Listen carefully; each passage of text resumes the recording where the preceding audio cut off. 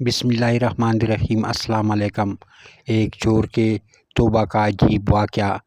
عربی حکایت ہے کہ ایک بادشاہ اپنی جوان سالہ بیٹی کی شادی کو لے کر بہت فکر مند رہتا تھا۔ وہ برسوں سے نیک اور عبادت گزار داماد کی تلاش میں تھا۔ ایک دن اس نے وزیر کو بلایا اور کہا کہ کسی طرح میری بیٹی کے لیے میری رعایا میں سے عبادت گزار انسان کو تلاش کر کے سامنے پیش کرو۔ وزیر نے اپنی فوج کو شہر کی جامع مسجد کے گرد تعینات کر دیا اور کہا، چھپ کر دیکھتے رہو۔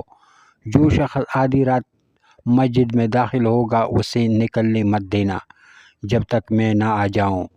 عین اسی وقت ایک چور چوری کرنے کے ارادے سے گھر سے نکلا اور دل ہی دل میں سوچا، کیوں نہ آج شہر کی جامع مسجد میں جا کر چوری کی جائے، وہاں مسجد کا قیمتی سامان چرایا جائے۔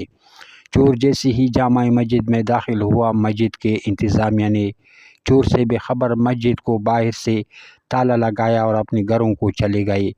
فوجی دستوں نے وزیر کو اطلاع دی کہ لگتا ہے کوئی عبادت گزار آیا ہے مگر مسجد کو تالا لگ چکا ہے۔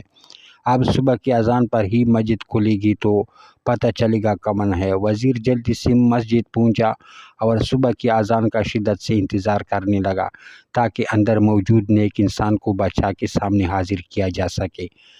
جیسے ہی مسجد کھلی، وزیر دستے سمیت اندر داخل ہوا۔ چور یہ دیکھ کر گھبرایا کہ آج تو پکڑا گیا اور جلدی سے نماز کی نیت باندھ لی۔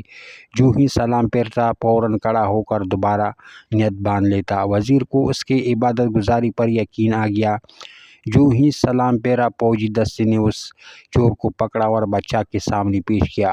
وزیر نے کہا، بادشاہ سلامت، یہ ہے آپ کا مطلوبہ شخص، اس سے مسجد سے گرفتار کیا ہے، رات بھر مسجد میں عبادت کرتا رہا۔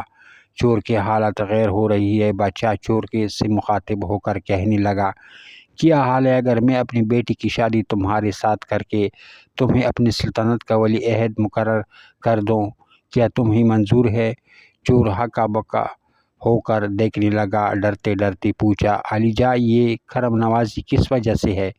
بادشاہ نے کہا، تم عبادت گزار ہو، رات بھر مسجد میں رہے، صبح اذان ہونے پر باہر آئے۔ چور دل ہی دل میں سوچنے لگا، اے اللہ، میں چوری کی نیت سے ہی صحیح مگر تیرے گھر یا دکھلاوے کی نیت سے ہی صحیح نماز ادا کی اور بدلے میں تو نے دنیا میں میرے قدموں میں ڈال دی۔